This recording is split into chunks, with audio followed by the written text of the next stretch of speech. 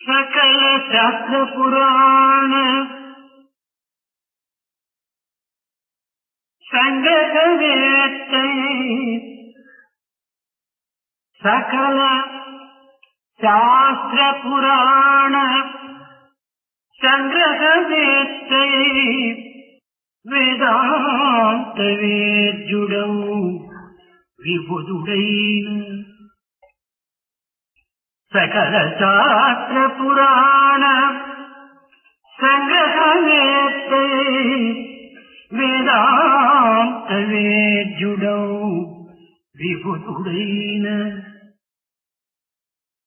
रक्तिये पारग रम्यगम्यमुला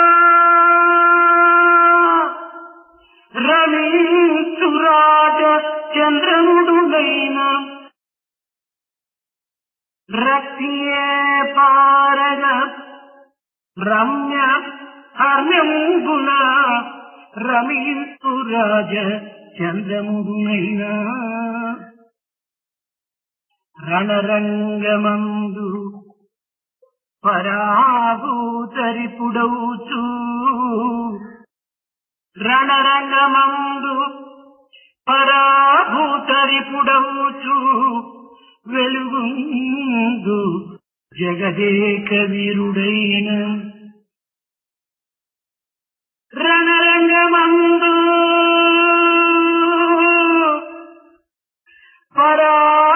పరాభూతరిపుడౌచు వెలుగొందు జగదేక వీరుడైన దారిద్ర్య దేవత దాక్షిణ్యమునగొందు దౌర్భాగ్యనిదుడగు దాసుడైన భక్తి లేనిచో ఎందుకు పనికిరాడు భక్తి లేనిచో ఎందుకు పనికిరాడు భక్తి రహితుడగు జగద్భక్త కన్నా భక్తి రహితుడగు జగద్భక్త కన్నా భక్తపరుడగు దాసుడే వంద్యుడగును భక్తిపరుడగు దాసుడే వంద్యుడగును ఇంతకన్నను వేరెత్తి ఎరుగపరచు సాధు సద్గుణగణ్యులవు సభ్యులారా సాధు సద్గుణగణ్యులవు సభ్యులారా సాధు సద్గుణగణ్యులవు సభ్యులారా సాధు సద్గుణగణ్యులవు సభ్యులారా సభ్యులారా సభ్యులారా. Be he a scholar who has mastered all the scriptures, Puranas, and acquired extreme scholarship in Vedas and Vedangas. Be he an emperor who has drenched himself in the delight arising out of all the pleasures which he can enjoy in a palace. Be he a valorous hero who does not know what defeat is, who has won over all the enemies in the battlefield. Be he a poor person who suffers all the inconveniences of poverty, but none of them is equal to a person who is having devotion. If a person is there who does not have devotion, all the other things, enjoyment, scholarship, and success are absolutely useless. Compared to him, even if a person is very poor, if he has got devotion, he is certainly greater. What other truth can I convey to you, O people who have assembled here, who are virtuous and who have taken up the right path. దివ్యాత్మ స్వరూపులైన విద్యార్థులారా, విద్యార్థినీలారా, విద్యాధికారులారా, విద్యాభిమానులారా, embodiments of divine Atma, the students, the teachers, the management and the patrons of education. మనము నేడు అనంతమైన శాస్త్ర విజ్ఞాన సముదానమును పొందితిమి. We have acquired all the scholarship that is possible in the area of Shastra, scriptures. ఇది బహిరమైన నాగరికతను మాత్రమే అందిస్తున్నది. This has been able to give you only the external civilization. మనకు కావలసినది హృదయ పరిపాకం. What we really need is mastery over our own inner self and heart. ఇది అంతరమైనటువంటి సంస్కృతిని అందిస్తున్నది. This gives you the inner culture. విద్యార్థి మేధాతో పాటు హృదయ విచారకను కూడాను చేకూర్చుతున్నది. This gives to the student, along with intelligence, a culture. మానవుని దయామయునిగా మార్చినటువంటి చైతన్యము విద్యలో ఉండినప్పుడే విద్య పరిపూర్ణమవుతుంది. Only when that particular quality is embedded in education, which can make a person develop compassion, that alone is true education. కాకుండా స్వార్థపరునిగా సంకుచితమైనటువంటి వ్యక్తిగా విద్యార్థి మారరాదు. On the other hand, if one does not have that particular quality, a student is likely to become selfish and narrow-minded. శిక్షణతో పాటు హృదయ నిర్మలతను కూడాను పెంచాలి విద్య. Along with the skills of learning, there is need for cultivation of purity of heart. అప్పుడే వ్యక్తికి discipline, ఒక విధమైనటువంటి క్రమశిక్షణ ఏర్పడుతుంది. Only then would it be possible for an individual to cultivate discipline. క్రమశిక్షణ లేనటువంటి చదువే కాలేదు. Education without discipline cannot be described as a true education at all. విద్యార్థికి భయము, భక్తి, విశ్వాసము, ఈ మూడు కూడాను అత్యవసరంగా ఉండవలసినటువంటి. Every student must essentially have a sense of fear, devotion and faith. భయము అనగా పాప భయం. Here, fear refers to fear of committing a sin. పాపం అనగా ఏమిటి? What does sin mean? పరదూషణ, పరహింస, criticizing others and being violent to others, శీలరహితమైనటువంటి కర్మలు, actions devoid of character, పరులను నొప్పించటము, hurting others, సంస్కృతిని విస్మరించటము, giving up culture, ఇవన్నీ కూడాను కేవలము పాపమునకు కూడినవి. All these actions and qualities will be described. ముఖ్యముగా విద్యార్థికి శీలనిష్టమైనటువంటి కర్మల యందు ప్రవేశించటము మహాపాపము. Essentially, a student has to realize undertaking characterless activities are sinful. కనుక విద్యార్థినీలకు సర్వమానవులకు కూడాను ఈ యొక్క శీలమే ప్రాణం. For all students, the men students and the women students, character may be described as a very life breath. శీలరహితమైనటువంటి కర్మల యందు అతి జాగ్రత్తగా మెలగవలసి వస్తుంది విద్యార్థులు. Students should have to be extremely careful in order to avoid characterless activities. ఇక్కడ త్యాగశీలము, పవిత్రము, Here, sacrifice and sacredness, గుణపోషణ అత్యవసరముగా విద్యందు ఉండియే తీరాలి. and cultivation of virtues are essential components of true education. కనుక ఇట్టి దుష్టమైనటువంటి మార్గముల యందు ప్రవేశించకుండా ఉండటే విద్యార్థి యొక్క ప్రథమ కర్తవ్యం. The primary and the very first duty of a student is to avoid all sorts of harmful and evil activities.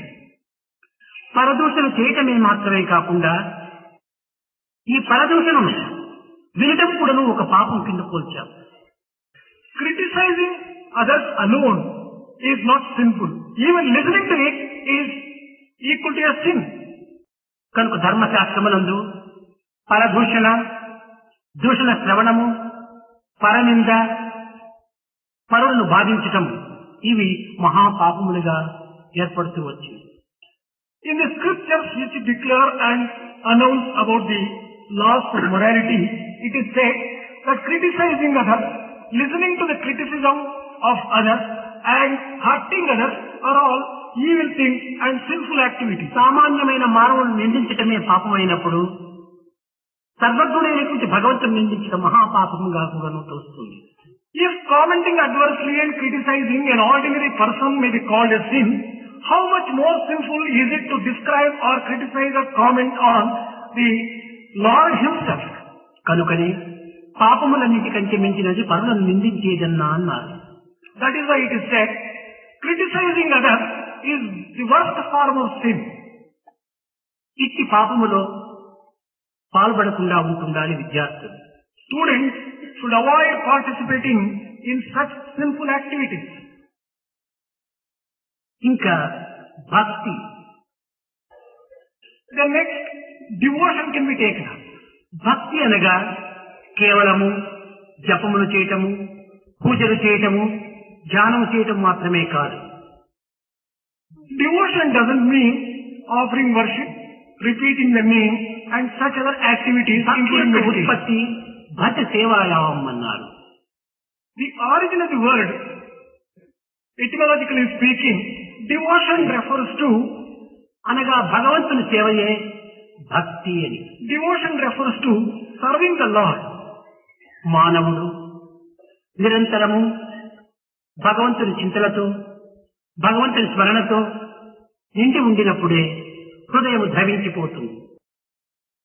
When a person is full of, when man continuously indulges in contemplation of God, thinking of God, repeating the name of God, it would be an act of devotion. ఇది ధారాపాతముగా భగవంతుని పైన ప్రేమగా జనిస్తుంది. If it flows continuously, then it can become love of God and it can become devotion. ఇట్టి మానసిక పరివర్తననే భక్తి అని పిలుచబడుతుంది. Such kind of transformation of the mind and mental process may be described as devotion. సాధకుని యొక్క ఆసక్తి, The interest of a sadhaka అభిమానము and his own love మమత్వము and his own Prema mindness, ఇవన్నింటిని కూడాను భగవంతుని పైన మరల్చటమే భక్తి అని చెప్పబడుతుంది. all these things will have to be directed and diverted towards God, and this may be described as devotion. భగవంతుని యొక్క ప్రేమ రసామృతములో మునిగి తన తత్వమునే మరచి దివ్యత్వంతో పవిత్రమైనటువంటి కాలం అనుభవించటమే భక్తి అనిపిస్తుంది. Devotion refers to a person getting absorbed and engrossed in the love of God and being drenched by the love of God, and that will be described as true devotion. భక్తుడు భగవంతుడు వేరు కానిటువంటి యొక్క ఏకత్వ స్థితిని అనుభవించడమే భక్తి అనిపిస్తుంది. Devotion means overcoming the differentiation between the devotee and God and enjoying oneness. భగవంతుడు విశ్వస్వరూపుడు. God permeates the entire world. విశ్వవంతైకుడు భగవంతుని యొక్క స్వరూపమని అనిపిస్తుంది భక్తి అంటే. When one is having devotion, one feels the entire world as the very manifestation of God. విశ్వం విష్ణుమయం అన్నారు. It is said that the entire world is full of Vishnu. Vishnu అనగా సర్వవ్యాపకత్వాన్ని బోధించేటువంటిది. Vishnu refers to permeating the principle of divinity. సర్వతత్వాన్ని తెలిపేటువంటిది. It refers to omniscience. సర్వశక్తిమయుని కూడా నిరూపించేటువంటిది. It also proves the omnipotence of God. ఇట్టి విష్ణుత్వంతో మానవత్వం ఐక్యం గావించుకునేటువంటి పవిత్రమైన మార్గములకే భక్తి అని పేరు. Merging the individual with the divine may be described as true devotion. లౌకిక దృష్టితో మనం పరిగణించినప్పుడు సర్వులను కూడా నువ్వు ప్రేమించేటువంటి విధానం అనే భక్తి అనిపిస్తుంది. In a worldly way, when we look at it, loving everyone may be described as devotion. మొట్టమొదట వ్యక్తి తన యొక్క తల్లిదండ్రులను ప్రేమించాలి. In the very first instance, a man has to love his parents. తదుపరి గుణ వికాసమును కల్పించేటువంటి, భుక్తి విచారణ కల్పించేటువంటి, అందించేటువంటి గురువులను ప్రేమించాలి. Next step is to love teacher who helps him to blossom his heart and his intelligence. ఇట్టి పవిత్రమైన మానవ జన్మను అందించినటువంటి దేశమును ప్రేమించాలి. Next is one should love one's motherland. ఈ విధముగా తదుపరి ప్రతి మానవుని ఎందుకుండే ఉండినటువంటి యొక్క దివ్యత్వమైన ఆత్మతత్వాన్ని మనం విశ్వసించాలి. And the next step, one has to recognize the immanent divinity which exists in every other human being. ఈశావాస్యం ఇదం సర్వం. సర్వము ఎందుకుడను, సర్వుడు ఎందుకుడను ఈశ్వరుడు ఉన్నాడనేటువంటి యొక్క తత్వాన్ని మనం ప్రేమించాలి. We should love and understand the principle that the principle of divinity and God exists in every human being. తోటి మానవులను మనం ప్రేమించాలి. We should love our fellow beings. ఈ ప్రేమయే లేనటువంటి యొక్క హృదయము చీకటి మందిరము. A heart which does not have love may be compared to a dark dungeon. ఇట్టి చీకటి మందిరం యందు కామక్రోధ లోభ మోహ మదవాత్సర్యమైనటువంటి గబ్బిలములకు ప్రవేశముంటుంటాయి. In a dark dungeon like that, it is possible for the bags of desire, hatred and దుష్టపక్షులు ప్రవేశించినటువంటి గది కేవలం మాలిన్యంతో కూడి ఉంటుంటాయి. Once these 6 enemies enter that particular heart, it will become dirty also. అట్టి దుర్గంధంతో కూడినటువంటి యొక్క హృదయమనందు దుర్భావములే ఆవిర్భవిస్తుంటాయి. In a heart which is full of such bad odor, there will be all sorts of bad feelings. దుర్భావములు ఆవిర్భవించినప్పుడు మానవుడు దుష్టుడై ప్రవర్తిస్తుంటాడు. When such bad feelings emanate in his heart, he will be indulging in bad actions. కనుక దుష్టుడు కేవలము ఒక మృగముతో సమానం. Therefore, a bad person or a wicked person may be described as an animal. కనుక విద్యార్థుల హృదయమునందు ప్రప్రథమంగా భక్తిని ఆవిర్భవింప చేసుకోవాలి. In the first instance, therefore, the students will have to see that devotion emanates and develops in the heart భక్తి of their అనేది heart. నిత్య నిస్వార్థమైనటువంటి ప్రేమతత్వమే. Devotion refers to selfless love. ఇలాంటి ప్రేమను ప్రేమతో కలపటమే ప్రధానమైనటువంటి సాధనం. Mixing such selfless love with pure love is the very primary purpose of devotion. ప్రేమ వల్ల శ్రద్ధ ఏర్పడుతుంది. When you have love, you will be able to develop శ్రద్ధ వల్ల జ్ఞానము చేకూరుతుంది. faith, and through faith, wisdom. జ్ఞానం వల్ల సాధన చేకూరుతుంది. And when you are having wisdom, సాధన యొక్క ఫలితమే సాధ్యం. and then you will be able to reach the goal. ఇది ప్రేమ యొక్క చివరి నిష్కర్షణ ఈ యొక్క సాధన. The ultimate object and the goal of love is ఇట్టి ప్రేమతత్వాన్ని మానవుడు అభివృద్ధి పరుచుకున్నప్పుడే ఈ దివ్యత్వం అనేటువంటి దాన్ని దర్శించడానికి అర్హుడవుతాడు. only when man fosters love in his heart, he will be able to experience divinity in himself. కనుక రెండవదైనటువంటిది భక్తి, ఇంకా మూడవది విశ్వాసం. The third one is faith. విశ్వాసమే లేకుండా మానవుడు ఈ జగత్తునందు క్షణమైనా జీవించలేడు. If man does not have faith in him, he would not be able to live even for a moment in the world. దేని యందు విశ్వాసం? Faith here refers to మొట్టమొదటి తన యందు తనకు విశ్వాసం కుదరాలి. in the very first instance, he should have faith in himself. తన యందు కుదిరినప్పుడే దైవమునందు కూడాను విశ్వాసం అభివృద్ధి అవుతుంది. Only when one has faith in himself, one can have faith in God. దైవ విశ్వాసాలను బలపరుచుకోవాలన్నా సత్యమును విశ్వసించాలి. If one has to foster and develop faith in God, one has to develop faith in ధర్మాన్ని విశ్వసించాలి. one has to develop faith in righteousness. తన యొక్క దివ్యత్వం పైన విశ్వాసం అభివృద్ధి పరచుకోవాలి. He should develop faith in his own divine nature. విశ్వాసమే ప్రాణమని భావించాలి. Faith itself must be taken as the very life. విశ్వాసం లేని జీవితం మృతదేహమే. If one does not have faith, he is as good as dead. ఈ విశ్వాసమే లేకుండా విద్యను కూడా అభ్యసించలేడు విద్యార్థి. If one does not have faith, a student cannot even cultivate and learn education. కనుక మనము చేసే ప్రతి కర్మ ఎందుకును విశ్వాసమును అభివృద్ధి పరచుకొని ఆచరించినప్పుడే ఈ కర్మ ఫలమును మనము అందుకుంటే అధికారులం అవుతాం. Therefore, if only when you have faith in what you do, you will be able to achieve the goal.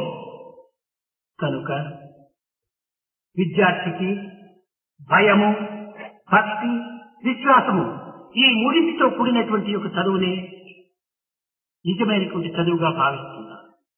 The meaning of all this is that only when education contains fear of sin, devotion and faith, దీనిని జాతీయ విద్యను కూడా చెప్పవచ్చు. this may be described as national education. ఇటువంటి జాతీయ విద్యను ప్రతి విద్యార్థి అభ్యసించినప్పుడే దేశము అనేక విధముల ఆదర్శవంతమైన దేశంగా తయారవుతుంది. Only when the students practice and follow this particular type of education, national education, would they be able to convert and make the entire country an ideal one.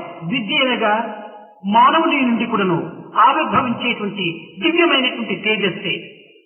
The effulgence which emanates from within the heart of a man may be described as real education. దీనికి నిస్వార్థము, వినయము, నిరాడంబరము ఈ మూడు గుణములతో కూడినటువంటిదిగా ఉంటుండాలి.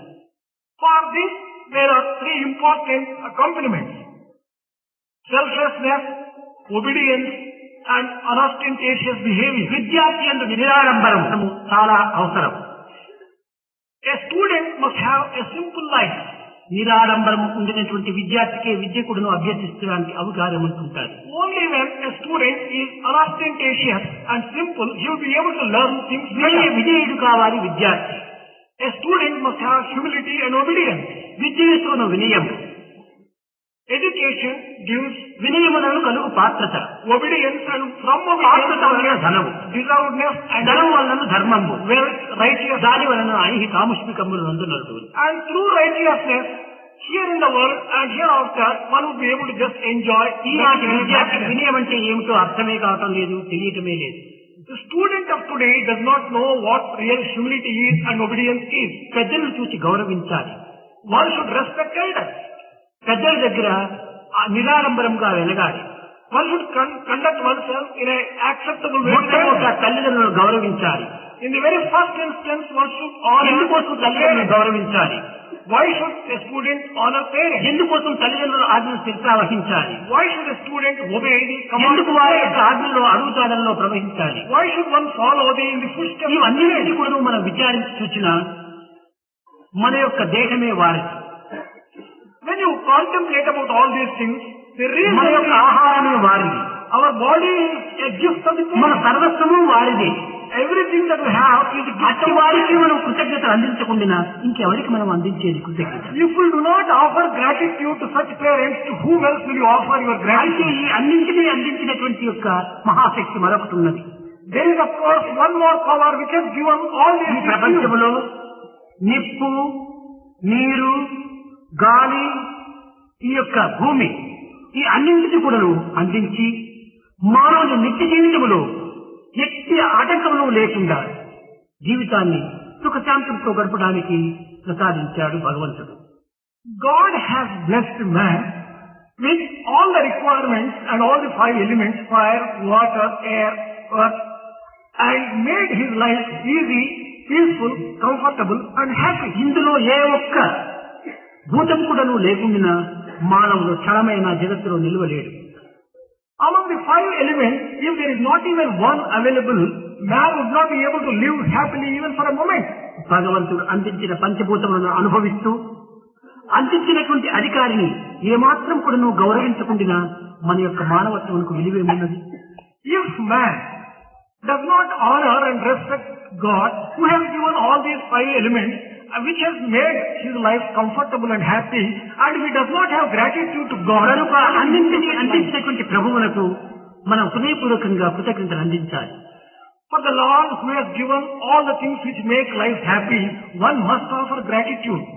అదే విధముగానే మన దేహమునకు అనేక విధములైనటువంటి యొక్క అంగముల ద్వారా సారమును అనుభవింపజేసి తద్వారా మానవ రూపంతో ఈ జగత్తును అందించినటువంటి తల్లిదండ్రులను ప్రప్రథమంలో గౌరవించాలి. In the same way, parents who have been responsible for giving this particular body and through which we have been able to enjoy and live the world, we should offer in the very first place our gratitude. కనుక వారిని ప్రసన్నులు చేయటమే వినయం యొక్క ప్రధాన స్వరూపం. The most important form and manifestation which obedience can take is to see that the parents are being pleased by their own conduct. కనుక విద్యా విధానంలో మనం అతి జాగ్రత్తగా మెలగవలసి వస్తుంది. In the education field and in the process of education, we must conduct ourselves in an extremely careful way. భౌతిక విజ్ఞానం అందించడం మాత్రమే విద్య యొక్క లక్ష్యం కానేరదు. Imparting knowledge relating to the physical world is not the only goal of education. ప్రపంచ ప్రగతికే ఒమ్ము చేస్తుంది. Education should give not merely this particular aspect. విజ్ఞానముతో పాటు along with science, వినయ విధేయతను, one should be able to just gain త్యాగశీలతను, obedience, సమర్పితను, sacrifice, దివ్యత్వాన్ని, divinity, జీవితమునకు అంతర్భావములుగా మనం భావించాలి. all these things must be taken as an important part and parcel of the very life. ఈనాటి మానవుడు అనేక సిద్ధాంతములను స్థాపిస్తున్నాడు. Man of today has been expounding అనేక సిద్ధాంతములను సాధిస్తున్నాడు. number of things he has been able to accomplish. ప్రాకృతమైనటువంటి వస్తు విచారణను తెలుసుకోగలుగుతున్నాడు. He has been able to analyze and understand the physical world. అనేక పరిశోధనలతో విషయాన్ని కూడా సాధించడానికి ప్రయత్నిస్తున్నాడు. He is trying to conquer the world through number of experiments conducted. కానీ మానవుడిగా తాను ఎన్ని గుణములు సంపాదించుకోగలిగాడు? But to what extent has he been able to acquire the qualities ఎన్ని పోషించుకోగలిగాడు? How many human qualities and human values has he been able to cultivate and acquire? మానవతా విషయమును, మానవతా గుణములను పోషించుకోలేని యొక్క పరిశోధనలు నిరుపయోగమైనటువంటివి. Experiments which are conducted which do not help to foster human values and human qualities are absolutely useless. విద్యనగా కేవలము మానవునిగా తీర్చిదిద్ది ఆగిపోరాదు. Education should not have the goal of making మానవుని నిజమైన మానవునిగా తీర్చిదిద్దినప్పుడే విద్య యొక్క లక్ష్యం. Education must be able to make a man a true man and a real man. మానవతా గుణముల యందు పంచభూతములతో కూడినటువంటి పరతత్వాన్ని కూడాను గుర్తించడానికి ప్రయత్నించాలి. We should make an effort to cultivate not merely human values but also divine values. తత్వజ్ఞాని అయినంత మాత్రం ప్రయోజనం లేదు. There is no use merely becoming a philosopher. మానవత్వాన్ని కూడాను విచారణతో గుర్తించాలి. One has to recognize and understand the real humanity and human nature. మానవత్వాన్ని గుర్తించినటువంటి మానవుడు తత్వజ్ఞాని కావటము ఇది కేవలము ఒక విధమైనటువంటి కృత్రిమమైనటువంటి మానవత్వంగా రూపొందుతుంది. If a person does not understand what humanity constitutes, what human values are, it is no use merely becoming a philosopher. It is మానవతా గుణములను అభివృద్ధి పరచుకోవాలి. We have to develop and foster human values. ఇవి సత్య, ధర్మ, శాంతి, ప్రేమ, అహింసలు. These human values are five: truth, righteousness, peace, love, and పంచభూతములు. ఇవి పంచ ప్రాణములు. These are the five life breaths of five elements. ఇట్టి పంచ ప్రాణములలో ఏ ప్రాణమును కోల్పోయినప్పటికీ మానవుడు పూర్ణుడు Kanedu. If a man does not have any one of these five important life breaths, he cannot be described as a full man.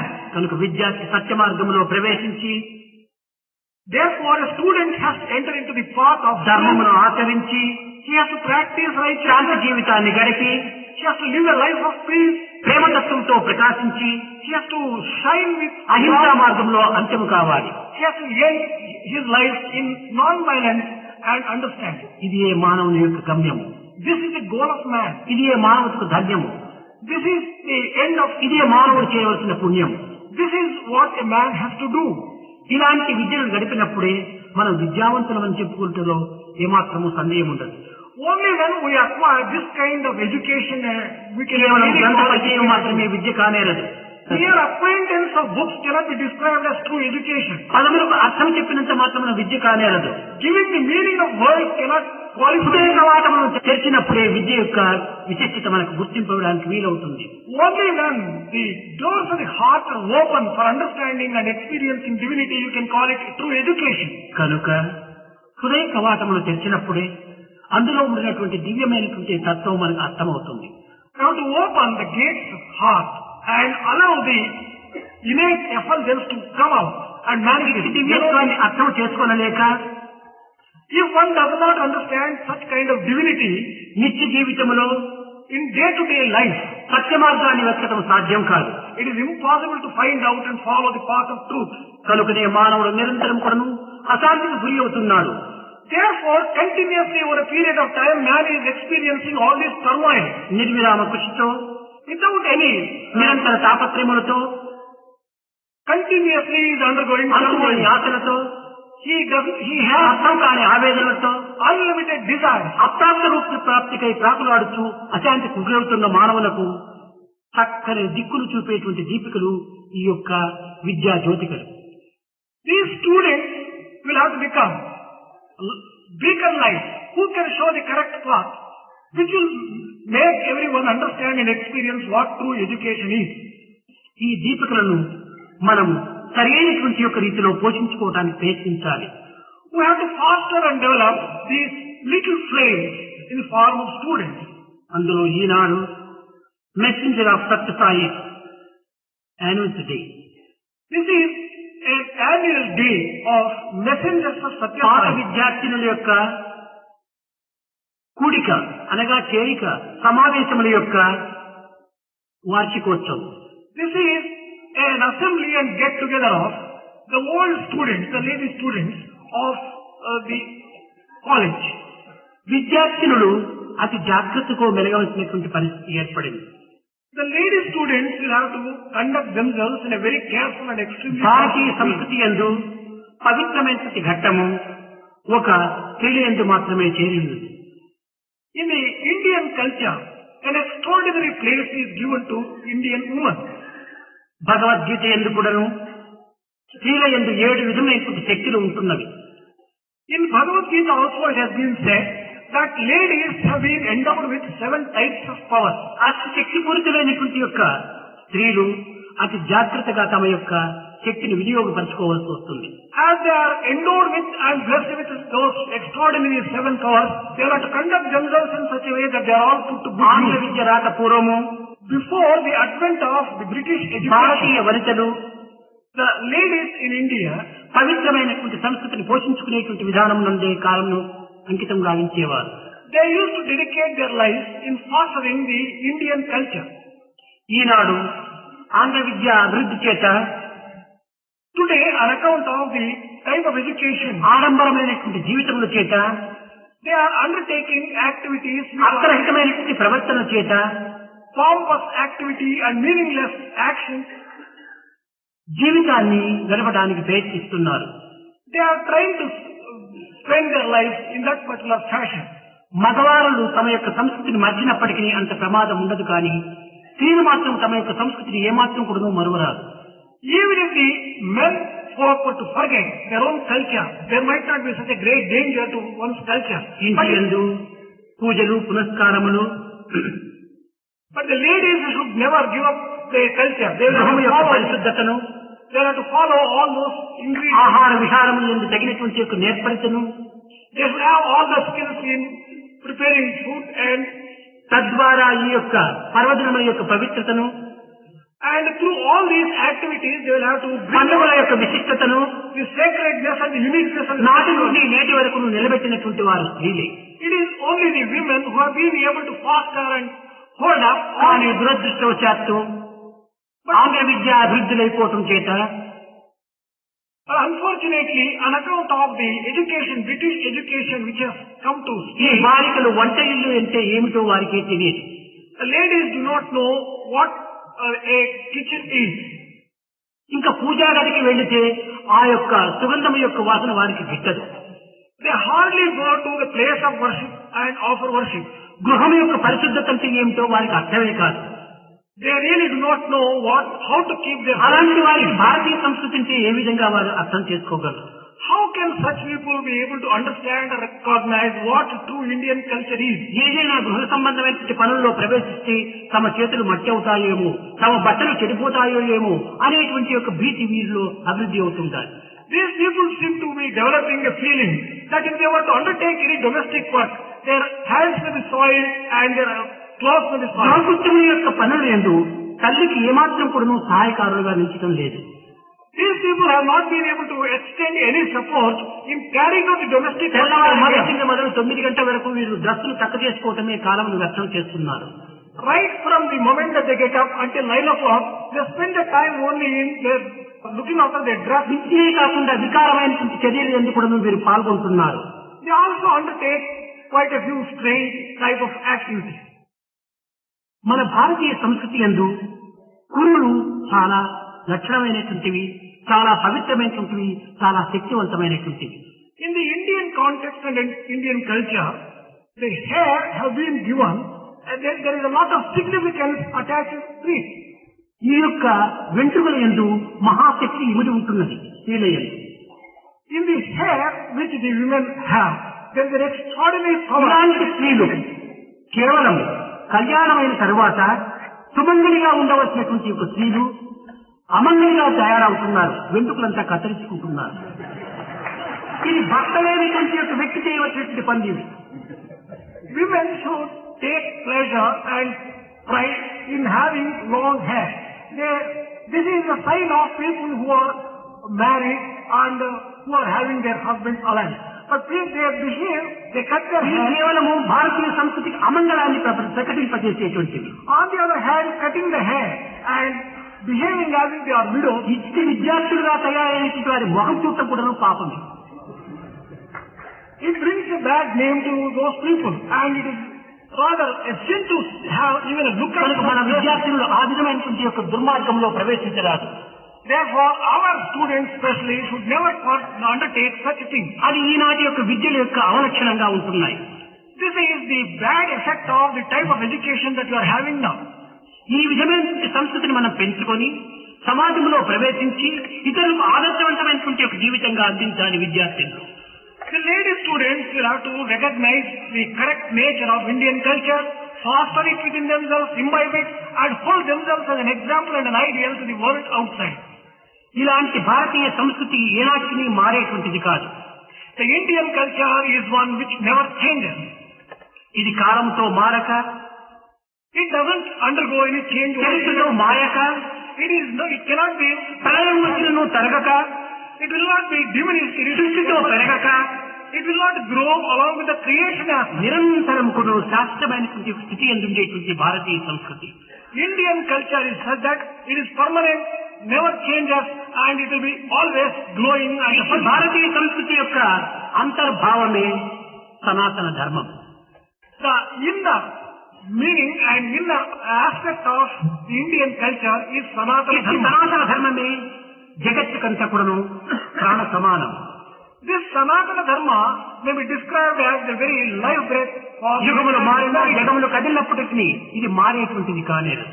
The world may change, whatever changes may come about in the world, but this culture and this అతీతమైనటువంటి స్థితిలో ఉండేటువంటిది. This transcends all the time, the place. ఇది కేవలం ఒక భారతీయులకు మాత్రమే కాదు, యావత్ విశ్వమునకే దీనికి సరైన సంబంధం ఉన్నది. Sanatana Dharma is applicable not merely to Indians, but it is applicable to the entire world. ఇట్టి ప్రకృతి యొక్క సౌందర్యమును, మానవత్వం యొక్క విశిష్టతను సాటేటువంటి యొక్క దినములే భారతీయుల యొక్క పర్వదినములు. The festivals in India are associated with declaration of and remembrance of such great qualities and such great virtues. ఈనాడు పవిత్రమైనటువంటి Sankranti. Today is a very sacred Sankranti day. Kranti అనగా మార్పు చెందటం. Kranti refers to change. అనగా ఒక రేఖ నుండి మరొక రేఖ ప్రవేశించటము. It means the sun moving from one house of zodiac to the another. సూర్యుడు అనేక విధములుగా ఒక్కొక్క నెలకు కూడాను ఒక్కొక్క దీనిపైన ప్రవేశిస్తూ వస్తుంటాడు. Sun goes on changing from one house of zodiac to another month after month. ఈనాడు సూర్యుడు మకర రేఖ పైన ప్రవేశించాడు. Today, Sun has entered into the house of Capricorn. పూర్వము గడిచినటువంటి 30 దినములు కూడాను సూర్యుడు ధనుర్రేఖ పైన ఉండటం చేతనే దీనికి ధనుర్మాసము అని కూడాను పేరు పెట్టారు. The month which has gone by is described as Dhanurmasa, as Sun was living in those 30 ఈ days. ధనుర్మాసములో స్త్రీలు అనేక విధములైనటువంటి యొక్క మంగళ కార్యములను చేసుకునేటువంటి వారు. During this particular month of Dhanurmasa, the ladies undertake a number ఇది ఒక of వ్రతముగా భావించి అనేక మంది వ్రతములను గావించుకునేటువంటి వారు. They undertake vratas and practice them during that particular month. ఈ ధనుర్మాసము తీరిన తర్వాత ఈ యొక్క సంక్రమణ మకర సంక్రమణ ప్రారంభమవుతుంది. At the end of this particular month called Dhanurmasa, there will be this Makara Sankramana, the emergence of సూర్యుడు this నిస్వార్థపరుడు, Sun is extremely selfless. నిరహంకారి, He is absolutely egoless. సమానత్వంతో కూడినటువంటి యొక్క తత్వము. He has always the principle of equanimity. అందరి యందు కూడాను ఏకత్వం భావించేటువంటి యొక్క భావము. He has a feeling of sameness in everyone. అట్టి సూర్యునకు విశ్రాంతి ఏది? For Sun, for Sun there is no rest at all. నిర్విరామ కృషితో ఈ యొక్క సూర్యుడు తన యొక్క కర్మలు ఆచరిస్తుంటాడు. Without any sense of rest, he will be undertaking కనుక సత్యములు మనకు activity. నేర్పేటువంటి యొక్క గుణములు ఏమిటంటే సూర్యునితో పాటు మనం కూడాను సూర్యాగ్రను అడుగుదాడని ఎందు నచ్చటమే ఈ సంక్రమణ యొక్క ప్రధానమైనటువంటి విశిష్టత. There is a lesson which Sankaramana holds for us, and that is, along with the Sun, in the way that he conducts activity himself, who should also follow the సూర్యుడు నిస్వార్థపరుడు కనుక మానవులు నిస్వార్థులుగా తయారు కావాలి. As Sun is selfless, man also should try to become selfless. సూర్యుడు నిరహంకారి. నేను ఇంత పని చేస్తున్నానే అనేటువంటి అహంకారం అతనికి ఏ కుసేందుకు కూడా ఉండదు. Sun does not have any sense of ego at all. Although he does so much of activity, he is not even సూర్యుడే aware. లేకపోతే మనము జీవితమే లేదు. Without Sun, life becomes impossible on earth. అన్ని విధములు కూడాను ప్రకృతిని సౌందర్యవంతంగా చేసేటువంటి వాడు సూర్యుడే. It is Sun who imparts so much of beauty to the entire nature. సూర్యుని వల్లనే సమస్త సృష్టి స్థితి లయములు కూడా జరుగుతూ ఉన్నవి. All these changes which come about like creation and sustenance and destruction, all these things happen on ఇంత account of బాధ్యత Sun. వహించినటువంటి సూర్యునికి అహంకారం అన్నది ఏమాత్రం కూడాను కనిపించదు. For Sun who carries such extraordinary responsibility and power does not have any అల్ప sense of ego బుద్ధులతో at all. అల్ప పనులు చేసేటువంటి వ్యక్తులకే ఇచ్చే అహంకారం అంతా ప్రవేశిస్తుంటారు. For narrow-minded people and lowly-minded people only will have such kind of sense of ego and haughtiness. తెలుగునాడులో కూడా కొన్ని చెప్తుంటారు. In Andhra there is a particular saying, అన్నీ వడ్డించినటువంటి ఆకే అణిగి మణిగి ఉంటుంటాదట. a leaf on which everything is served alone will be humble. ఏమీ వడ్డించిన ఆకే ఎగిరి దుబ్బుతుంటాదట. A leaf on which the dishes are not served will be just easily flying out. నిండుకుండా తొణుకుతుందా? తొణకదు. An empty vessel makes much noise. ఈ ఖాళీగా ఉండినటువంటి ఒక పాత్రలే ఈ విధంగా తొణికేటువంటి. It is only the empty vessels which produce so much of noise. కనుక పూర్ణుడైనటువంటి ఒక సూర్యుని యందు ఇట్టి అల్పభావములు అల్పబుద్ధులు ఏమాత్రం కూడా కనిపించవు. Sun who is full and complete does not have any such bad feeling and కనుక bad సూర్యుని వలె quality. ప్రతి మానవుడు కూడాను నిరహంకారిగా తయారు కావాలి. Like Sun, every man should become egoless and free from pride. వేదమునందు కూడాను చంద్రమా మనసో జాతః చక్షు సూర్యో అజాయత ముఖ ఇంద్రశ్చాని ఈ యొక్క చంద్రుడు అనేటువంటి వాడు కేవలం మన మనసని, చక్షుల యొక్క భాగమే శక్తి సంపత్తియే ఈ సూర్యునిగా భావించుకున్నారు. ప్రతి మానవుని ఎందుకును సూర్య అంశము ఉండటం చేత సూర్యుని యొక్క అడుగుజాడలను అనుసరించడము మానవుని యొక్క ప్రధాన కర్తవ్యం. Even in Vedas, there has been a comparison of different aspects of man with moon, with sun. And as man has the aspect of sun in the form of his eyes, all the effulgence which comes from the eyes, he has to follow the footprints of his sun. విజ్ఞాన శాస్త్ర ప్రకారము సూర్యుడు కదిలేటువంటి వాడు కాదు. According to science, sun does not move. భూమి తిరగటం చేతనే సూర్యుడు కదిలినట్టుగా మనకు కనిపిస్తుండాలి. It is an account of the movement of the earth. One gets the feeling that అతను sun is దక్షిణం moving. నుంచి ఉత్తరం కని కానీ ఉత్తరం నుంచి దక్షిణం కని కానీ ప్రయాణం చేసేటువంటి శక్తి సామర్థ్యుడు కాదు. Sun is not the one who moves from south to north, east to west or west to east. అతను నిత్యుడు, He is a permanent అతను entity. పరిపూర్ణుడు, He is full. అతను అచలుడు. He does not move. కానీ చలనులైనటువంటి యొక్క మానవులకు అతను కూడా చెలిసినట్టుగా కనిపిస్తున్నాడు. For people who have got the movement and mobility, he gives the impression that he is also moving. నిశ్చలమైనటువంటి జలంలో సూర్యుడు నిశ్చలంగానే కనిపిస్తుంటాడు. In water which is static, you get the sun, the అలలతో కూడినటువంటి జలంలో సూర్యుడు కూడా కదిలినట్టుగా కనిపిస్తుంటాడు. in water where there are waves, you get as if sun himself is కానీ moving. సూర్యుడు కదులుతున్నాడా, జలం కదులుతుందా? Whether sun's reflection is moving or water is moving. అదే విధంగానే మానవుని యందు ఉన్నటువంటి మనస్తత్వం కదలటం చేతనే సూర్యుడు మార్పు చెందినట్టుగా, సూర్యుడు ప్రయాణం జరుపుతున్నట్టుగా మనకు గోచరిస్తున్నారు. It is only the mind of man which undergoes change. On account of such changes in the mind, he gets the feeling that sun is changing and moving. ఆధ్యాత్మిక అంతరాత్మలందు ఈ సూర్యుడు ఈనాడు ఉత్తర దిశ ఎందు ప్రయాణం కావడంలో ఒక విశిష్టమైనటువంటి అర్థంతో కూడి ఉన్నది. There is a spiritual significance associated with the movement of sun towards north. దేవతలకు ఈ 6 నెలలు కూడాను పగలు అని దీని యొక్క అంతరార్థం. The inner meaning of this is, for God, the coming 6 months may be compared to days. ఇది కేవలం ఉత్తర దిశ ఎందు ప్రయాణం కావటము, ఈశ్వరుని యొక్క మార్గాన్ని అనుసరించటము. Going in the direction of north is described as going towards God, Ishvara himself. ఇంతే కాకుండా లౌకిక దృష్టితో చూచినప్పుడు ఈ ప్రపంచమంతా ఇప్పుడు చక్కగా కలకలలాడుతూ సుందరమైన సౌందర్యాన్ని ధరిస్తూ ఉంటుండాలి. Not merely that, in a worldly sense, if you observe the nature and if you observe the world, during these 6 months the world will be full of joy. సామాన్యమైన ప్రజలందరూ కూడాను ఈ మాసం లోపల ఎట్టి పనులు లేక ఇంటి యందు చక్కని విశ్రాంతిని అందుకుంటుంటారు. During this 1 month, most of the people, even ordinary ones, will be enjoying rest. అన్ని రకమైనటువంటి పంటలు కూడా ఇంటికి చేరటం చేత తిండి తింటాలకు ఎట్టి ఇబ్బంది కూడా లేకుండా అనుభవిస్తుంటారు ప్రజలు. By the commencement of Sankaramana itself, all the harvest would have reached home, and therefore they will be enjoying the వాతావరణం సమశీతోష్ణంగా ఉంటుంటారు.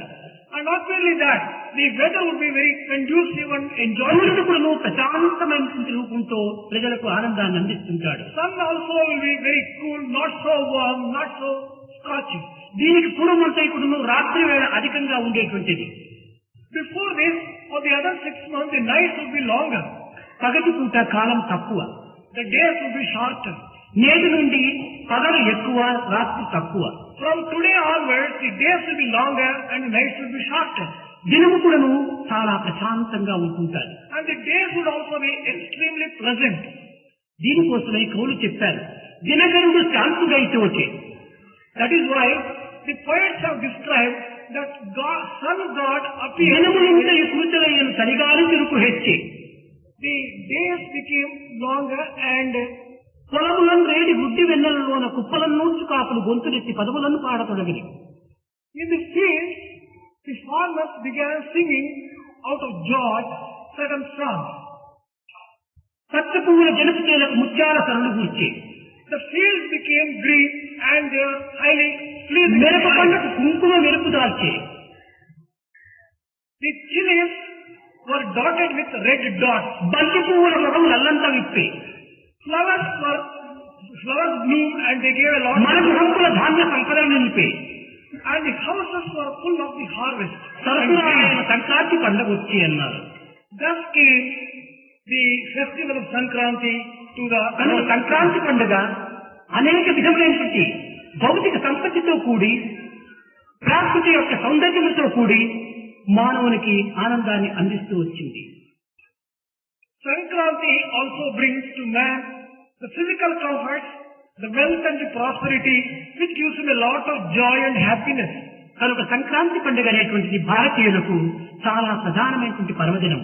That is why this particular festival of Sankranti, is considered to be a very important festival by the Indians. ఇది దైవం దిశకు ప్రయాణం జరిపేటువంటి యొక్క నెల. This particular month is month during which people are supposed to take a journey ఉత్తర దిశగా హిమాచల పర్వతం వైపు towards God, and that means towards north. In the north there is Himalayan mountain. హిమాచల పర్వతం యొక్క ప్రయాణమే. That means a journey towards the Himalayan mountains. హిమం అనగా ఏమిటి? What does Hima refer to? అచలం అనగా ఏమిటి? What does Achala refer to? హిమాచల పర్వతం అనగా ఏదో ఉత్తరప్రదేశ్ ఎందు ఉన్నదని మనం భావించరాదు. You should not be under the impression that this particular mountain of Himalaya. హిమం అనగా నిర్మలమైనటువంటిది. Hima refers to purity. చల్లదనంతో కూడినటువంటిది. It is also associated with coolness. అచలం అనగా చెలింపలేనటువంటిది. Achala refers to steadiness. కనుక నిర్మలము, నిశ్చలము, ప్రశాంతతో కూడినటువంటి హృదయ స్థాయికి హిమాచలం అని పేరు. Therefore, Himachala refers to that particular heart which is peaceful, which is sacred, which is pure, and అట్టి హృదయవాసే ఈశ్వరుడు. Ishvara lives only in such heart. అందువల్లనే ఈశా వాక్యం ఇదం సర్వం. అందరి ఎందుకు ఈశ్వరుడు వాసం చేస్తున్నాడు అని. That is why it is said that man, Ishvara has been living in the hearts of men. ఈశ్వర సర్వభూతాలని సర్వుడు ఎందుకు ఈశ్వరుడే ఉంటున్నాడని. Ishvara in fact is living in every living being. కనుక ఇట్టి ఈశ్వరత్వం అనేటువంటిది మన హృదయ స్థాయి ఎందే ఉంటుంది. Where do you find this particular Ishvaratva or the principle of ఏనాడు మన యొక్క దుర్గుణములను, దురాచారములను, దుర్భావములను మనం దూరం చేసుకుందాము, అప్పుడే మన యొక్క హృదయం పవిత్రమవుతుంది. Only when we free ourselves from bad thoughts, bad actions, bad feelings from our heart, then only we will be able to just enjoy. కనుక ప్రతి మానవుడు కూడాను ఈనాడు చేయవలసినటువంటిది పవిత్రమైనటువంటి హృదయాన్ని అభివృద్ధి చేసుకోవాలి. Closeness to divinity. And what is it? What is the duty of every man today? చంచలత్వం దూరం చేసుకుని నిశ్చలత్వాన్ని పోషించుకోవాలి.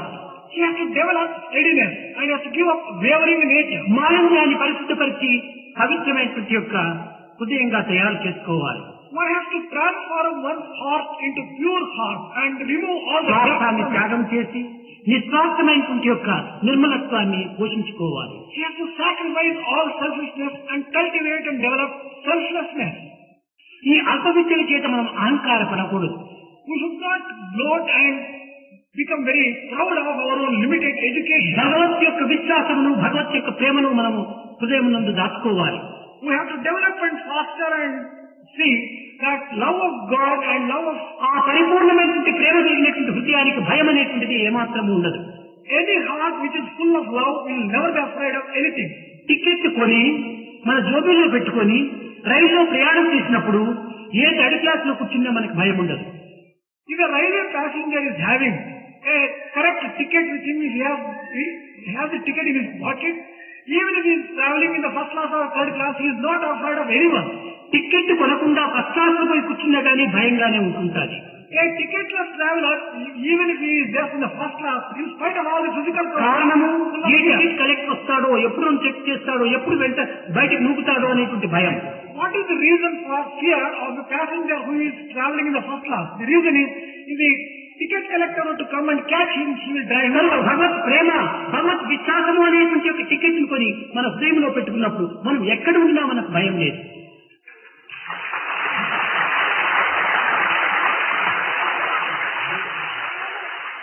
If we have a ticket, the ticket of love and the ticket of faith for the Lord and for God, wherever ఈ we are ప్రేమ అనేటువంటి ticket మన దగ్గర లేనప్పుడు ఏ చిన్న కష్టములకైనా, ఏ చిన్న దుఃఖములకైనా, ఏ చిన్న విచారములకైనా, ఏ చిన్న నష్టములకైనా మనం కుసించి కూలిపోతుంటాం.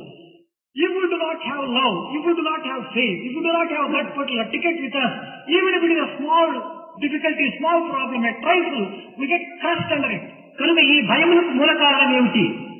What is the reason for this kind of fear? Bhagwat Prema లేకపోవటమే. It is the absence of love for God. భగవత్ విశ్వాసం లేకపోవటమే. It is the absence of faith in God. భగవత్ ప్రేమ కలిగినటువంటి యొక్క హృదయము మంచి వజ్రంగా తయారవుతుంది. A heart which has got full faith and love of God can be ఈ వజ్రంతోనే పోయడానికి వీలవుతుంది, కానీ అన్య పదార్థంలో దీన్ని ముట్టడానికి సాధ్యం కాదు. If you want to attack such a particular heart, it is impossible to attack. కనుక దైవ ప్రేమను దైవ ప్రేమతోనే దీన్ని మనం మార్చుకోవాలి. If you want to cultivate love of God, only through love we can cultivate. ప్రకాశించేటువంటి చర్యని చూడటానికి ఏ టార్చ్ లైట్, ఏ రకంగా మనం తీసుకొని అక్కర్లేదు. There is no need to take a torchlight to see the effulgent sun or the moon. చంద్రుని యొక్క ప్రకాశంతోనే చంద్రుని చూడవచ్చు. You can see moon in the light emanating from moon itself. అదే రీతిగా ప్రేమ స్వరూపుడైనటువంటి పరమాత్మను చూడాలంటే ప్రేమ ద్వారానే చూడాలి. ఇంకా అన్య మార్గంలో దీనికి ఏమాత్రం కూడా పనికిరాదు. In the same way, if you want to really see God who is full of love, it is love which can help you to see Him. కనుక ప్రేమనే ప్రధానమైనటువంటి ప్రాణం మానవులకు. Therefore, love is the most important quality and it is the life breath for every man.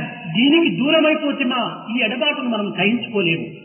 If you become distant to such sacred love, you would never be able to bear it. నిజమైనటువంటి భక్తులు భగవత్ ప్రేమకు ఎడబాటుకు ఏమాత్రం కూడా ఓర్చుకోలేడు. A true devotee can never bear any separation from the love for God. మోహన కృష్ణుని యొక్క మురళిని విన్నంత మాత్రమే గోపికలు భవనమును వదలి వనములకు ప్రవేశించేటువంటి వారు. Those gopikas who were having full of love for Lord Krishna, the moment they heard the flute of the Lord, భాగవతమును చదివినటువంటి భక్తులకు దీని యొక్క విషయం చక్కగా అర్థమవుతుంది. they immediately left their houses and they went to the forest from where this voice is coming. People who have read Bhagavata know this particular thing very clearly. ఈ అడవుల్లో చేరినటువంటి యొక్క గోపికలు కృష్ణుని యొక్క రూపమును చూడలేకపోవటం చేత ఆ వియోగ దుఃఖంతో మొక్కను పువ్వును వృక్షాన్ని కూడా ప్రశ్నించుకుంటూ వెళ్ళారట. మా కృష్ణుడు ఎక్కడ మీరైనా చెప్పండి. These gopikas who have entered the forest in search of Krishna began addressing every tree that they came across, every flower, where is my Krishna? ఈ మొక్కలకు తెలియదు ఏమోటని ఆ కృష్ణుని యొక్క రూపాన్నంతా వర్ణించుకుంటూ వెళ్ళారట. They were so much mad and full of love for Krishna, they began describing Krishna to the trees and the plants, fearing that these trees might not be knowing. They need some features of Krishna. They began describing Krishna. నల్లనివాడు Krishna is the dark one. పద్మనయనంబులవాడు He is lotus-eyed. కృపారసంబుపై చల్లెడివాడు He is one who showers the compassion on everyone. Mouli పరిసర్పిత పింఛమువాడు He is having peacock feather in his head. నవ్వు రాజిల్లెడి మోమువాడు He is one who has got a cheerful face. మా సర్వము తోచునవాడు He knows everything about us. Oh మల్లియలరా Oh, jasmine flowers. మీ పొదల చాటున లేడుగటమ్మా చెప్పరే. Dear ones, please let us know whether he is there in the bushes. ఒక్కొక్క పుష్పానికి కూడాను ఓ పుష్పమా ఇలాంటి వాడు మీ పొదల చాటున ఏమైనా ఉన్నాడా? They began addressing every flower. Please let us know whether Krishna is somewhere here. మీ మొక్కల చాటున ఏమైనా ఉన్నాడా? Is he hiding behind oh you? వృక్షములారా మీలో ఏమైనా దాచుకున్నాడా? Oh trees, has he hidden himself behind you? చెప్పమని ప్రార్థించేటువంటి వారు గోపికలు. They used to pray and pray to all the ఒక్క క్షణమైనా కూడాను కృష్ణుడి ఎడబాటును సహించుకునేటువంటి వారు కాదు. They were not prepared to bear the separation from పరమభక్తుని కొంతవరకు సందేహిస్తూ వచ్చాడు ఉద్ధవుడు. Uddhava began doubting such great devotees as Gopikas. ఈ సందేహములు ఎప్పుడు కలుగుతాయి? When does a person get doubt? పరిపూర్ణ ప్రేమ లేనటువంటి వారికి ఈ సందేహములు కలుగుతుంటాయి. Only people who do not have full faith and full love only get వారు doubt. అనేక విధమైనటువంటి ఆపోహలతో అనేక కథలుగా అల్లుతూ వస్తుంటారు. They begin imagining all sorts of things. ఎవరేమనుకున్నప్పటికీ వీరు ఏమాత్రమో పొంగరు. They do not shrink. They do not become very నిజమైనటువంటి proud. భక్తుల యొక్క ప్రేమతత్వము చెలించినటువంటిదిగా ఉంటుండాలి. True devotees, faith and devotion is భగవంతుని భరించేటువంటిదిగా ఉంటుండాలి. it is such that it will be loved by God. కష్టమును భరించేటువంటిదిగా ఉంటుండాలి. Your devotion must be such that it must be able జన్మను to bear. ధరింపజేసేటువంటిదిగా ఉంటుండాలి. It must be able to sanctify your life. ఇదే నిజమైనటువంటి ప్రేమతత్వం. This is the true principle of love. ఎవరే విధంగా నిందించినప్పటికీ తూలనాడినప్పటికీ పరిహసించినప్పటికీ వీరు ఏమాత్రం కూడా నువ్వు లక్ష్యం చేసేటువంటి వారు కాదు. Gopikas were such that they were never afraid of any criticism, any sense of censure, and ఒకనొక సమయం లోపల ఉద్ధవుడు ప్రశ్నిస్తాడు గోపికలను.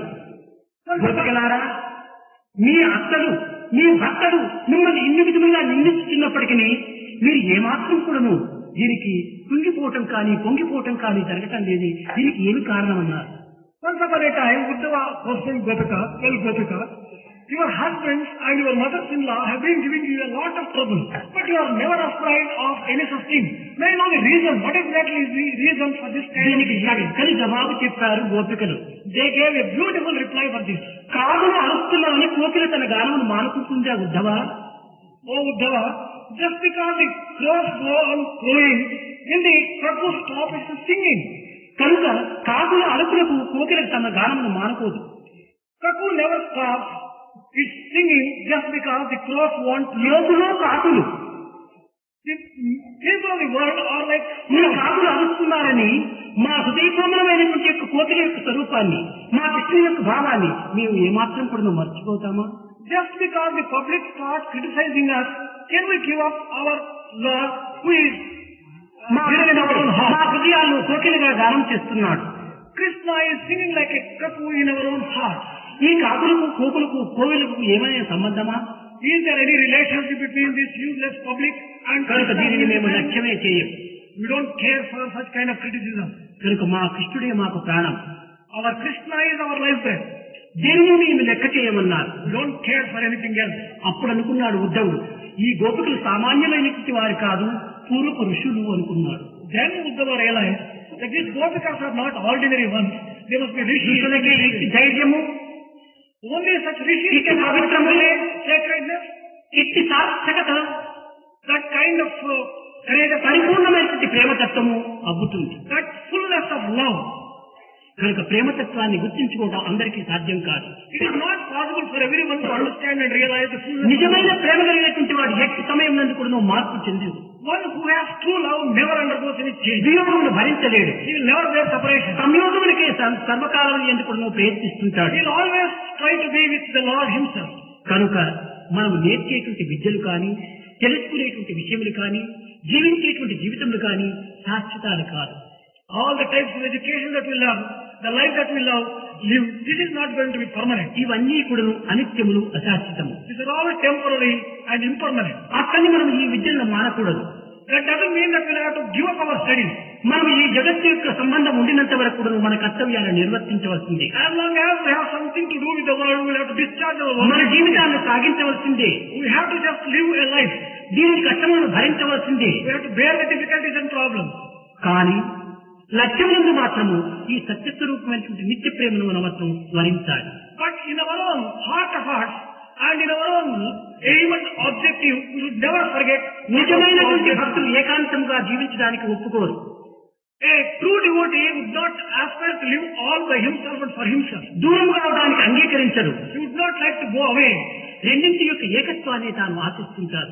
He would like to have a unity of the నది పోయి సముద్రంలో చేరినట్టుగా, just as the river gets merged into తైలం water, తైలంతో కూడినట్టుగా, just as oil can నీరు mix with నీరుతో oil, చేరినట్టుగా just as milk can mix జీవుడు with milk, దేవునిలో చేరిపోవాలి. so also man should merge into God. ఈ విధమైనటువంటి ఏకత్వాన్ని ఆశించటమే నిజమైనటువంటి భక్తి యొక్క ప్రపత్తి. The true surrender and true devotion is one which aspires to this for this particular kind of merger. ఇక్కడ భక్తికి పరమభక్తికి ఎంతో వ్యత్యాసం ఉంటుండాలి. There is a lot of difference between ordinary devotion and real devotion.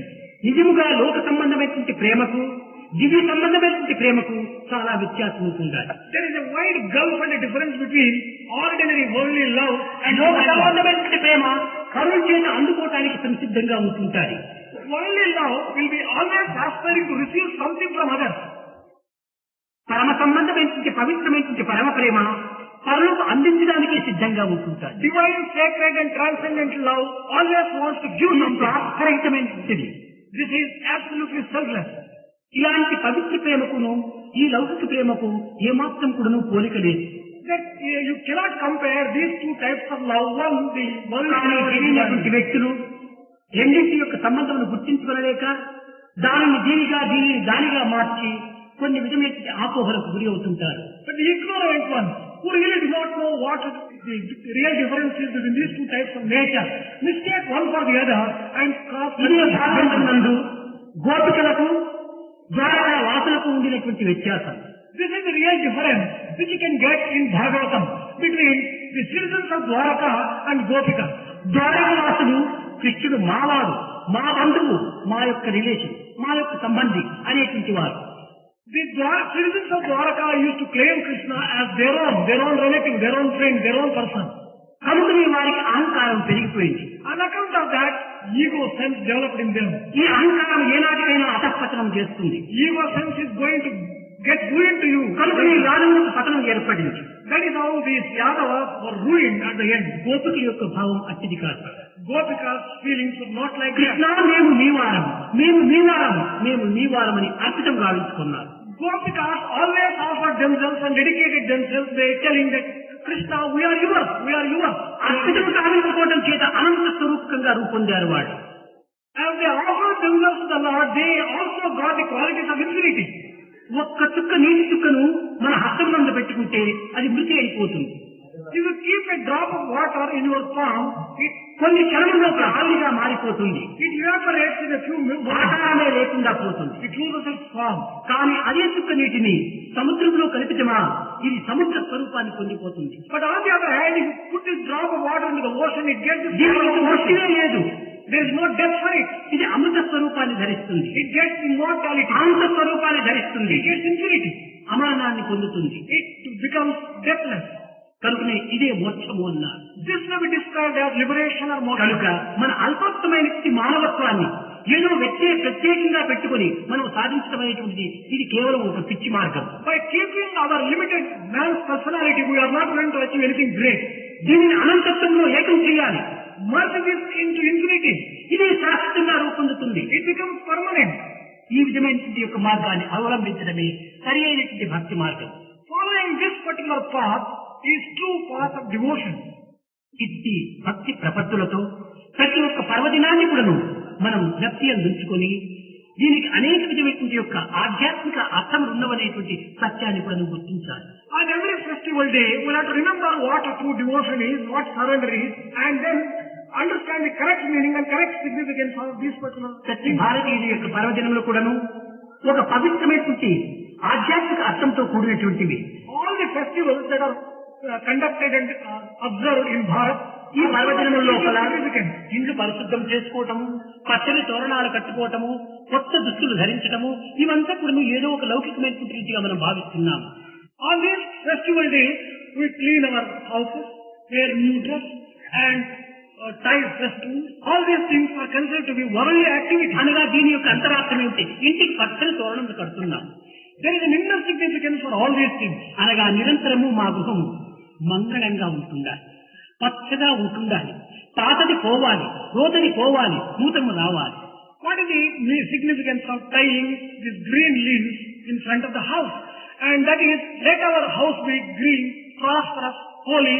ఈ పర్వదినం లోపల తెల్లవారుజామున లేచి శిరస్నానం చేసి నూతన వస్త్రములు ధరిస్తుంటాము. On this festival days, we get up early morning and have bath of anointing our head. దేహ మాలిన్యముతో పాటు మనో మాలిన్యం కూడా పరిశుద్ధమైపోయి వస్త్రం అనగా హృదయము. ఈ నూతన వస్త్రములు ధరించడం అంటే నూతన హృదయంగా మనము అభివృద్ధి కావాలి. What is the significance of taking bath and wearing new clothes? It means that having the sacred feeling and having purifying the heart. కనుక భగవంతుడు లోపల వెలుపల ఉంటున్నాడు కనుకనే దీనిని అంతర్బహిత్ తత్వవ్యాప్య నారాయణ అన్నారు. God lives both inside and outside. That's why it is just said God is దేహమును నూతన వస్త్రం ధరించడమే కాకుండా హృదయంలో కూడా నూతన భావములు అభివృద్ధి పరచుకోవాలి. Not merely should we wear new clothes, but we will also just wear sacred feeling and sacred thoughts inside our own heart. మనం కొబ్బరికాయను కొడుతుంటాం. We offer coconuts. ఈ కొబ్బరికాయ యొక్క అంతరార్థం ఏమిటి? What is the significance of మీరు breaking ఆ the coconut? కొబ్బరికాయకి పైన దట్టమైనటువంటి గట్టిగా ఉండేటువంటి పీచుంటా ఉంటుంటారు. On the coconut there is a fiber which covers it. ఈ పైన ఉన్నటువంటి దానిని చక్కని గట్టి మేకుతో తీసి ఆ యొక్క దీనిని విడదీయాలి. With the help of a nail, you remove this fiber. తదుపరి దానిపైన గట్టి అయినటువంటి ఒక చర్మం కప్పుకొని ఉంటుంది, చిప్ప. Then there will be a shell.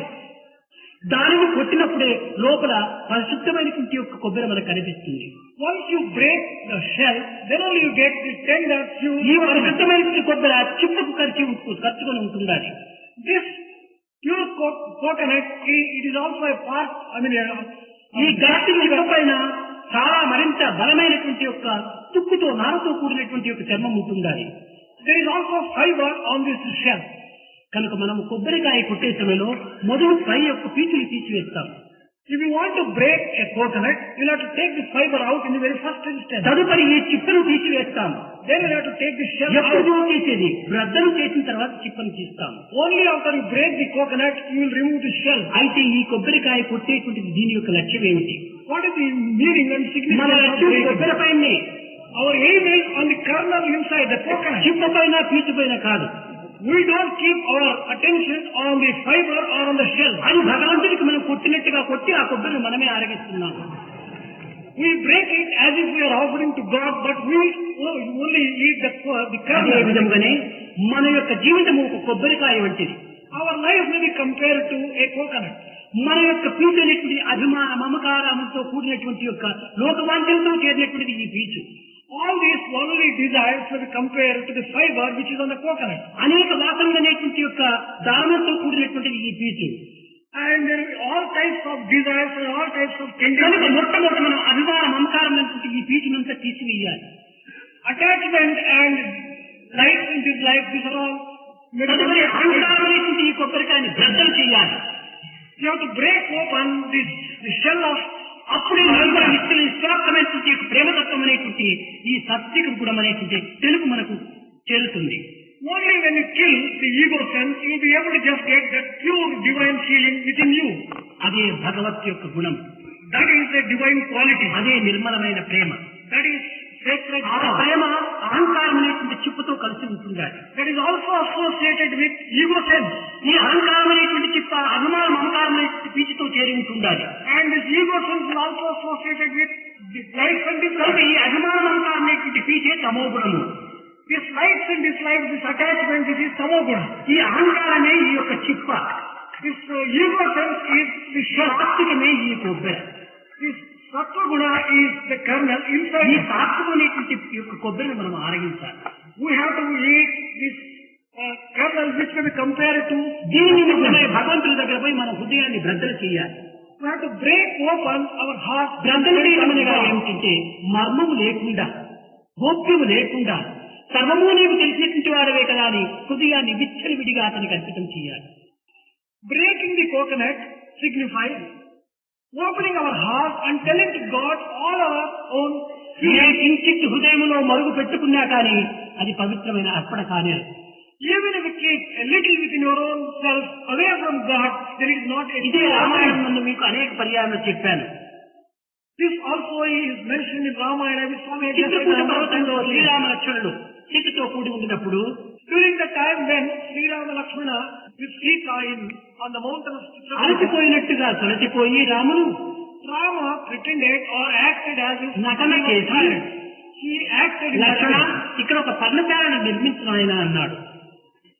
He asked Lakshmana, put up a cottage for me here. అన్న ఎక్కడ నిర్మించాలో ఆజ్ఞాపించండి అన్నాడు. Lakshmana asked Rama, brother, please let me know where I have to put up the నీకు cottage. ఎక్కడ ఇష్టమో అక్కడ నిర్మించమన్నాడు. Rama said, well, Lakshmana, you wherever you are pleased, you can just ఈ మాట విన్నంతనే చెవులు మూసుకొని అక్కడా నేను ఏ పాపం చేసుకుని ఏ దోషమును ఎరుగని ఎందుకు ఇంత కఠినమైనటువంటి వార్త వినగలిగితిని అని అన్నాడు. The moment Lakshmana heard this particular statement coming from Rama, he said, well, Rama, what sin have I committed? Why should I hear this particular thing from you? లక్ష్మణ నేను కొట్టలేదు కొరకలేదు ఎందుకు ఇంత బాధపడుతున్నావు? Lakshmana, I have not done anything so objectionable. Why should you get hurt so easily? నా ఇష్టము అనేటువంటిది వేరొకటి ఉన్నదా? Lakshmana told Rama, well, Rama, do I have anything like my own feeling, my సర్వము own నీ liking? ఇష్టములకు అర్పితం గావించినటువంటి లక్ష్మణ్ణి నీ ఇష్టం వచ్చిన దగ్గర నీవు నిర్మించమనటంలో ఇది ఎంత నేను దోషముతో ఉన్నాను, ఎట్టి పాపం చేసినాను అన్నాడు లక్ష్మణుడు. Lakshmana told Rama, well, I have surrendered all my likes and dislikes to you. I have nothing like my own liking. Whatever Rama likes is my liking. And such being the case, when Rama asked him, అనగా నా ఇష్టమైనటువంటిది ఒక్కటి ఉండకూడదు, సర్వము నీ ఇష్టమే. true surrender and true dedication in offering means offering everything entirely, not కొంతమంది అభిమానం కోసం, మమకారం కోసం, లోక దృష్టి కోసం, లోక పేరు కోసం అంతా మీ ఇష్టమే స్వామి, మా ఇష్టం ఏమీ లేదంటారు. మాటలు మాత్రమే. some people, for the sake of the world, to fulfill their own desire, they go and tell, Swami, we don't have desire of our own. All your own desire, your own will, Swami. We don't have anything. ఇది ప్రాకృత సంబంధమైనటువంటి stunts. These are all stunts. ఇవన్నీ ఇప్పుడు దైవం ఒప్పేటువంటి వాడు కాదు. God cannot be taken away by this kind of behavior. నీవు ఎన్ని బుక్కులు చదివినావో దానికంటే పెద్ద బుక్కులే చదివించాడు తాను. If you think that you have studied a number of books, నీకున్న ఇంత విద్య ఎక్కితే తనకి ఎంతో అన్ని విద్యలు తనలోనే ఉంటుంటాయి. if you think that you are having some kind of education, ఈ విద్యలకు వెనుకమాల చిక్కేటువంటి వాడు కాదు భగవంతుడు. he cannot be caught and controlled by you. హృదయ పవిత్రతకు మాత్రమే చిక్కుతాడు. Only the purity of heart will be able to win you. కనుకనే లక్ష్మణుడు చెప్పాడు, మదీయ ధన దారాది సర్వధార సమర్పితం ఆత్మానాం శేషభూతం హి రక్షమాం శరణాగతి అన్నాడు. అతనికి భార్య లేకపోలేదే, అతనికి తల్లిదండ్రులు లేకపోలేదే, అతనికి రాజ్యం లేకపోలేదే, అతనికి బిడ్డలు లేకపోలేదే, సర్వము ఉండినప్పటికీ నీవే తప్ప ఇతపరం వెరుగు, ఇంకా నాకు అన్యమే లేదు అనేటువంటి దీంట్లో రాముడికి అర్పితం చేశారు. కాబట్టి అంత ఆనందంతో వచ్చి చేరిపోయాడు రాముడు. Lakshmana, who had mother, kingdom, wife, and everything of his own, still he said, well, Rama, I have offered everything of my own to you. Although I am having all those things, I have nothing to do with them. Therefore, Rama accepted because he was truly, from the core of heart, he was offering. రాముడు పవిత్రమైనటువంటి యొక్క వ్యక్తి, అతని పరమాత్మ స్వరూపుడు అనేటువంటి గాఢ విశ్వాసం కలిగినటువంటి వానికి ఏ విధమైనటువంటి యొక్క సందేహంలో ఉండదు. If one has the feeling, Lakshmana had such kind of feeling towards Rama, that Rama was God himself, full and omniscient. అందుకోసమే త్యాగరాజు కూడా ఒక సమయంలో సందేహం కలిగించి, Tyagaraja also got a doubt once upon a time. నాకు ఈ కష్టములు, నాకు ఈ నష్టములు, నాకు ఈ దుఃఖములు సంప్రాప్తి కావడానికి కేవలం నాలోని దోషమా, లేక రాముడు శక్తిరహితమైనటువంటి యొక్క తత్వమా అనేటువంటి సందేహం కలిగింది. When he began facing a number of difficulties, problems, trials and tribulations, he began wondering, is it because that I have committed some sin, therefore I am just getting it? Or is నాలో భక్తి లేదా, లేక రాముడిలో శక్తి లేదా అని కూడా సందేహం కలిగింది. he began getting a doubt whether he does not have devotion to Rama, or Rama does not have the capacity to save him from all this. మరి వీరి కుటుంబాన్నంతా చక్కగా యోచించుకున్నాడు. చీచి, లక్ష్మణుడు తక్కువవాడా, భరతుడు తక్కువవాడా, వీరందరూ కూడా ఎందుకోసం ఆ హనుమంతుడు తక్కువవాడా, ఇలాంటి గొప్ప గొప్ప వారందరూ కూడా రాముని కొలుస్తూ పోయారే, అతనితో దివ్యత్వం లేకపోవటం వల్ల అనుకున్నాడు. ఇది లౌకికమైనటువంటి భావాలు. He contemplated for a minute. Remember, the members of the family of Rama, like Lakshmana, Bharata and Hanuman, they are all extremely intelligent ones, and if they have surrendered, I cannot be wrong. And this is in a worldly way thinking about the capacity of Rama. అప్పుడు మొదలు పెట్టాడు, కపివారది దాటున రమా కలికి రోటగట్టునా. He began asking, well, could monkey cross over the ocean? Lakshmidevi వలతునా లక్ష్మణుండు కొలతునా. Would Lakshmi Devi love him? And would Lakshmana serve him? సుసబుద్ధి గల భరతుడు చూచి చూచి రుకునా. అపరామ భక్తి ఎంతో గొప్పరా. Would Bharata, who is so subtly intelligent and extremely talented, would he serve and would he offer his salutations at the lotus feet if only Rama was not here? Rama, నీ యొక్క శక్తి చాలా గొప్పది, లేకపోతే లక్ష్మి సామాన్యం ఎందుకుంటారా, నిన్ను ఎందుకు కొలుస్తూ ఉంటుండాలి, నీ పాదములు ఎందుకు నిరంతరము వదలకుండా ఉంటుండాలి, ఇది సాధ్యం కానట్లేదు. He began telling, oh Rama, your power is supreme and extraordinary, otherwise would Lakshmi serve you? మహాశాంతుడు, గుణవంతుడు, బలవంతుడైనటువంటి హనుమంతుడు నీ యొక్క సేవలో నిర్ముక్తుడైపోవటము నీలో శక్తి లేకపోవటమా? If only you did not have power, would a person like Hanuman, who was so mighty, so powerful, so capable, దుష్టబుద్ధి కలిగినటువంటి యొక్క ఈ లక్షణుడు నిన్ను నిరంతరము సేవించడంలో ఉన్నటువంటి అంతరాత్మ లేదా? a person who is supremely intelligent like Lakshmana, would he have served you like that? శూర్పణఖను ముక్కు చెవులు కోయమని చెప్పినప్పుడు రాముడు, లక్షణ, ఈ శూర్పణఖ ముక్కు చెవులు కోయి అని కత్తి అందించలేదు. When Rama commanded Lakshmana to cut the nose and ears of Surpanaka, he did not so very clearly, specifically spell out that he should cut the nose and పైకి ears. చూస్తూ లక్ష్మణ రాముడు ఇట్లా అన్నాడు. Rama looked up the sky and he just counted this four ఇది lines. శృతి అని దీనికి అర్థం. The meaning of this is, అనగా 4 వేదములు, దీనికి శృతి అని పేరు. when he showed four fingers, this four stands for four Vedas. ఈ శృతి అనగా ఏమిటి? వినటము అని అర్థము. Four Vedas refer to Shruti. Shruti refers to hearing. కాబట్టి చెవులు పోయి అని దీని అర్థం. And hearing can be done only through ear. And లక్ష్మణుడు ఇంత సూక్ష్మ బుద్ధితో దానిని గుర్తించుకుంటూ వచ్చాడు. Lakshmana was such an extremely intelligent person. He was able to understand all these things so subtly. మరి పైకి చూచాడు రాముడు. Then again Rama looked up. పైకి చూడటం ఇది నాసికము అని. When one looks up, it refers to నాసికము అనగా nose. ముక్కు అని. It refers to nose. ఈ సూక్ష్మబుద్ధితో దీని అర్థాలు గుర్తించుకొని ముక్కును కూడా కోసేశాడు. Lakshmana realized and understood with all his intelligence and cut the nose. పదములతో కాక అభినయముతోనే ఈ యొక్క అర్థాన్ని గుర్తించేటువంటి వాడు సూక్ష్మ బుద్ధి కలిగినటువంటి వాడు. Not by words, but mere action and by mere symbols, Lakshmana was able to కనుక understand. Therefore, he was మీరందరూ extremely కూడా నీవు దేవుడు దేవుడు అనేటం లోపల తెలివి తక్కువ వారు కాదు, చదువు తక్కువ వారు కాదు. Tyagaraja began just telling, if all these people call you God, God, they cannot be less intelligent. They are full of intelligence. మీరందరూ ఎంతో విద్యావంతులు, They are all educated, ఎంతో శక్తివంతులు, highly ఎంతో ప్రజ్ఞ వారు. highly informed. ఇలాంటి విద్యావంతులు, శక్తివంతులు, ప్రజ్ఞావంతులైనటువంటి యొక్క మేధావంతుల యొక్క తత్వంను గుర్తించుకోలేక వచ్చిపోయేటువంటి వారంతా తెలివి తక్కువ వారా సాయిబాబు దగ్గరికి. వీళ్ళంతా తెలివి తక్కువ వారు, చెప్పేటువంటి వాడు తెలివి ఎక్కువ వాడా? వాడికి తెలివి తక్కువ. If any person were to just say that people who come to Sai Baba, they are fools, and how can any person believe that particular thing? As you are all intelligent and you are not intelligent at all.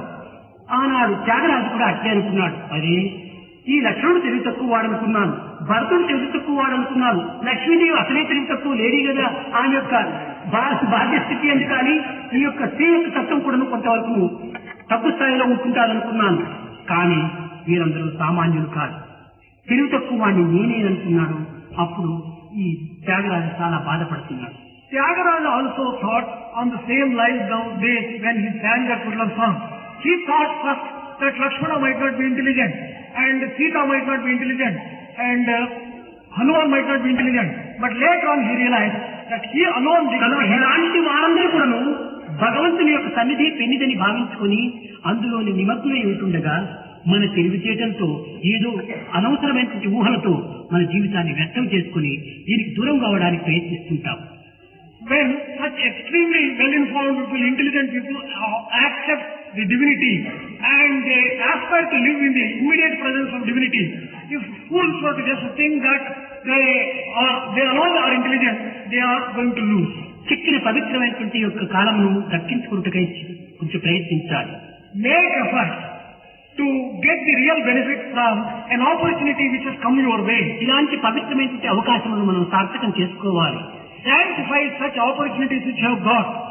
ఈనాడు పవిత్రమైనటువంటి మహాపర్వదినం. Today is a highly sacred, auspicious festival day. సూర్యుడు కూడా దక్షిణం నుంచి ఉత్తరమునకు ప్రయాణం చేస్తున్నాడు. Sun also is traveling from south to దీనిని north. దేవయానము అన్నారు, పరమాత్మ వైపున ప్రయాణము అని. This also is described as travel towards God. ఆ సూర్యునితో పాటు మన యొక్క బుద్ధిని కూడాను దేవయానంగా మనం అభివృద్ధి గావించుకున్నప్పుడు నిజంగా మనం జన్మకు సార్థకంగా అవుతుంది. Only when we turn our intelligence towards God, then only our life becomes sanctified.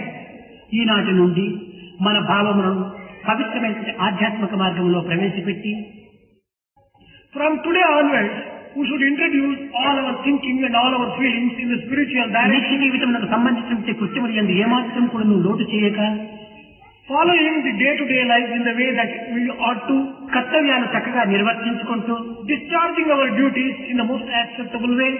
ఇది ఇహములకు అది పరములకు గమ్యం అనేటువంటి యొక్క లక్ష్యాన్ని హృదయమునందు అభివృద్ధి వచ్చుకొని Cultivating the feeling and the faith that we'll have to take care of the world here and the other రెండు world. విద్యలు ఎందుకు రెండు పాత్రలుగా మనం వహించి Identifying or comparing these two things as two wings of a bird, దివ్యమైనటువంటి గమ్యాన్ని, we have to try to reach the sacred goal, the divine goal, ధన్య జీవితాన్ని sacred life. అందుకుంటారని I hope that you నేను will be ఆశిస్తూ ఆశీర్వదిస్తూ నా ప్రసంగాన్ని విరమిస్తున్నాను.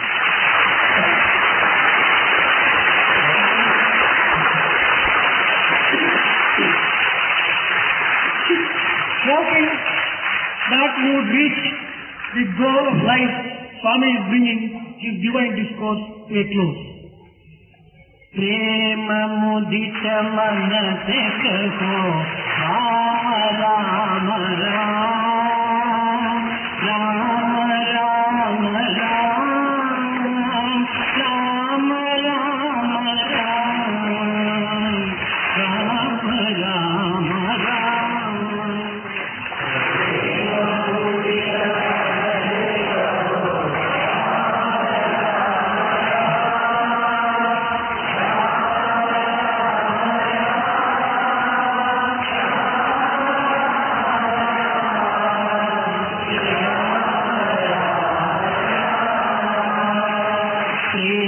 मुदित मन सिख हो राम राम राम राम राम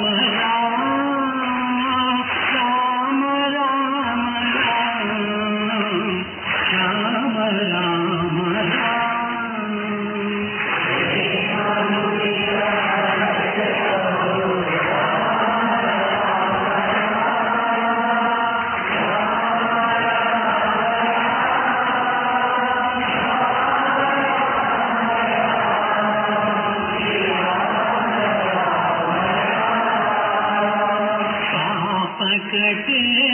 दुख मिट लेत राम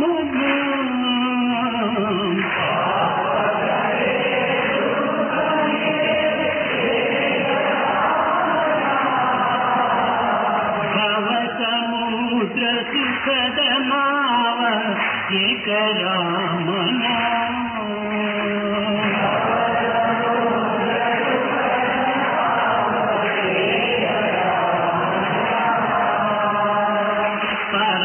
शांति सुख निदान दिव्य राम नाम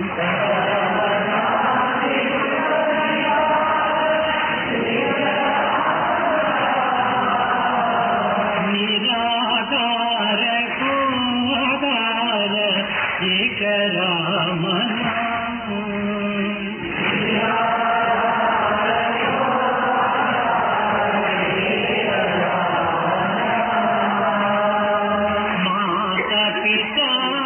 बंधु सखा सब की राम नाम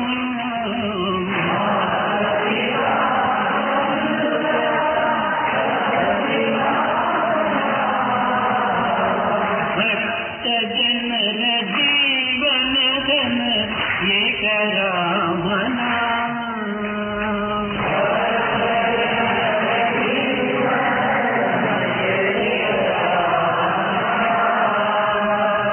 राम